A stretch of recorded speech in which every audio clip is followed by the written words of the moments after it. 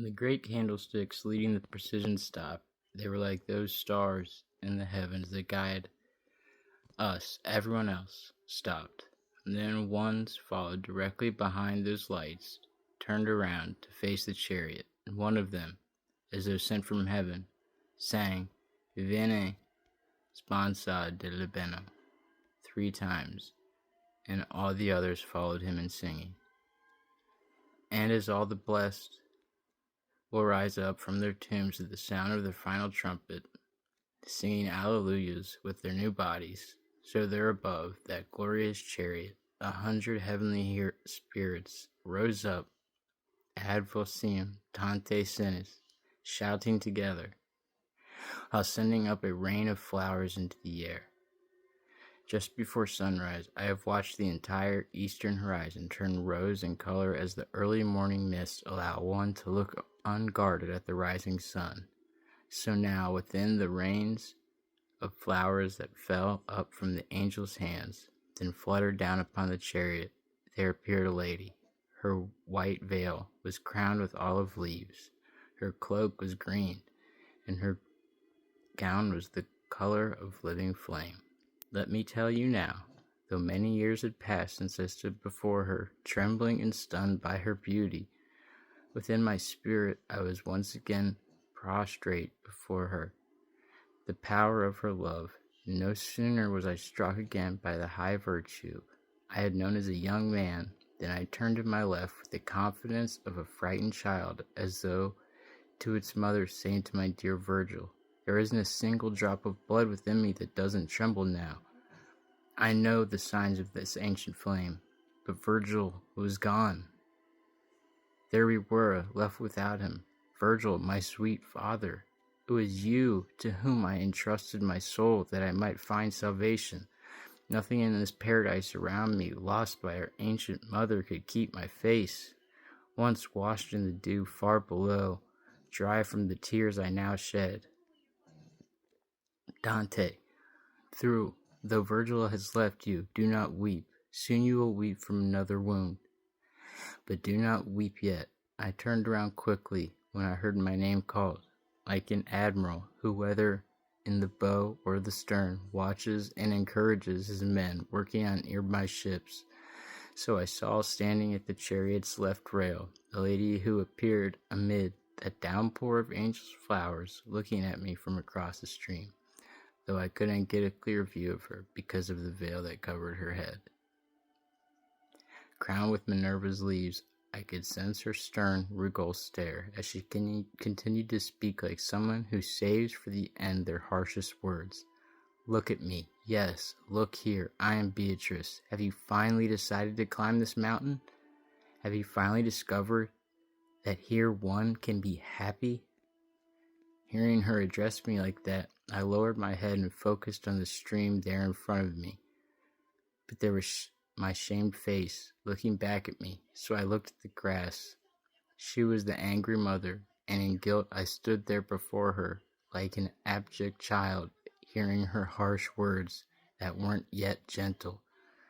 It was the angels, then, who interceded with the psalm, singing Intent Domine Spurva, though they stopped at Pitis Meos, as snow frozen atop the Apennines will melt quickly in the winds that blow hot from the south.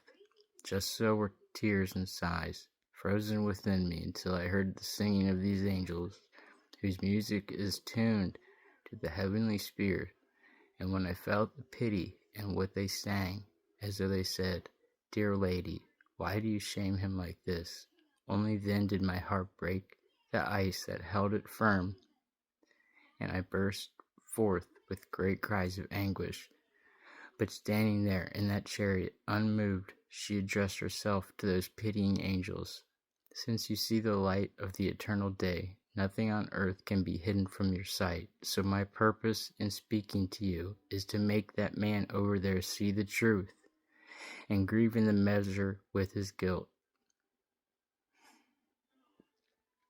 I tell you, there was never a man so fully endowed, a youth with the potential of God's gift as that one there, And if he allowed them to grow fully within him, how fully would he have reaped their abundance? But the richer the soil, the more luxuriant the weeds that must be pulled to keep them from overtaking the garden. For a time it was enough that he could look into my young eyes and find there the strength he needed to pursue his goals. Then after I passed from earthly life into the realm of heaven, that man over there abandoned me and wandered after others.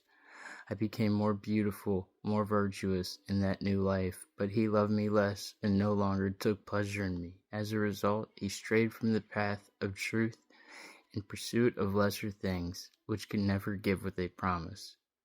How many times I prayed for him, that he would be inspired in some way, but it was useless. He didn't care anymore. Sad to say, he sank into such depths that in the end there was no way to save him, except to make him travel through the kingdom of the damned in hell. So I went down into that realm, and with many tears pleaded with the one who until just now has been his guide.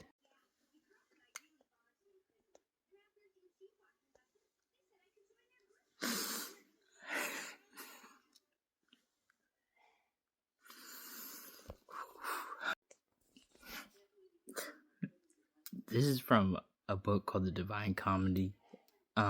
Everyone's heard of Dante's Inferno. This is from the story, or should I say the poem, that follows it, called Purgatorio. Gosh, I'm not Italian. Purgatorio. I did not expect it to make me emotional like that. But I am a Christian, and these are real ideas to me, even though this is a fictional story.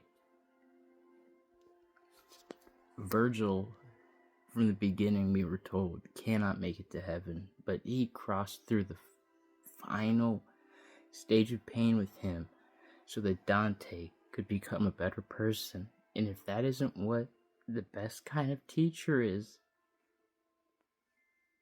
that will give up what they can't have so you can be great.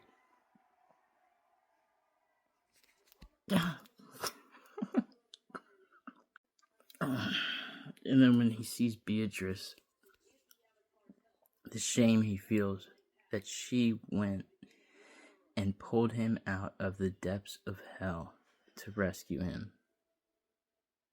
Even though he turned his back, even though he went astray when she died, she prayed and she sang.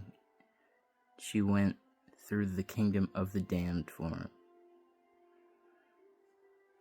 God,